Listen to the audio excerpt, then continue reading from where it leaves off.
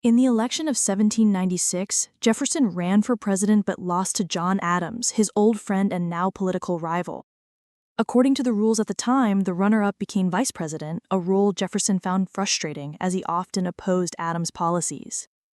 4 years later, in the deeply divided election of 1800, Jefferson once again ran for the presidency.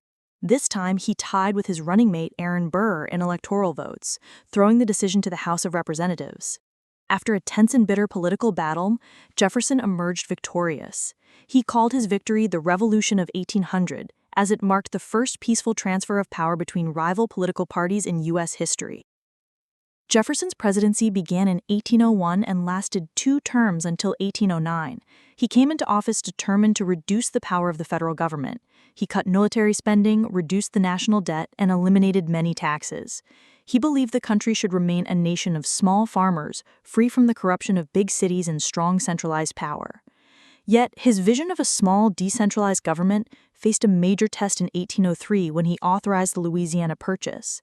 For just $15 million, the U.S. acquired over 800,000 square miles of land from France, doubling the size of the country. Though the Constitution didn't explicitly grant the president power to buy land, Jefferson set aside his strict interpretation to seize this opportunity for expansion.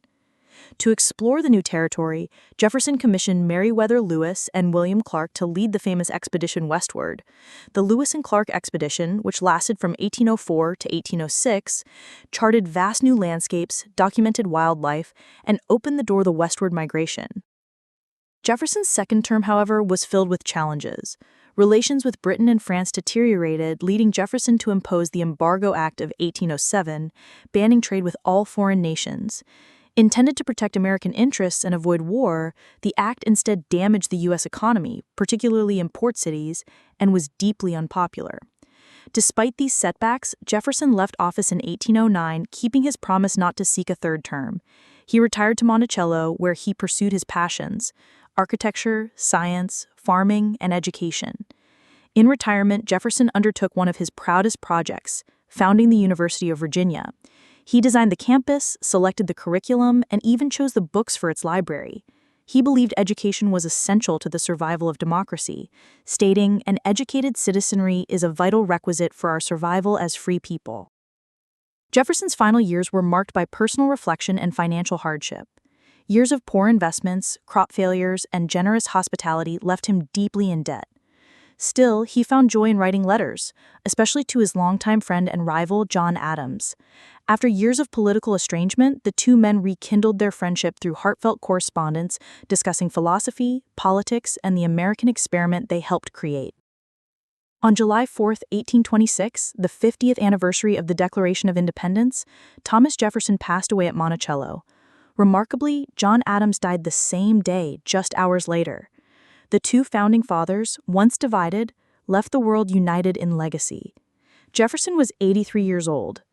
On his tombstone, which he designed himself, Jefferson listed only 3 of his life's accomplishments: author of the Declaration of American Independence, of the Statute of Virginia for Religious Freedom, and father of the University of Virginia.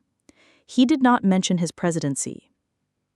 Thomas Jefferson was a man of contradictions. He preached liberty while owning slaves. He fought for small government but expanded federal power. He was an idealist and a pragmatist, a scholar and a politician. And yet, few figures in American history have left such a profound mark. His words helped ignite a revolution. His vision shaped a nation. His ideas continue to challenge and inspire. As we remember Jefferson, we see not only the founding of a country, but also the enduring tension between its principles and its practice, a tension that defines the American journey even today.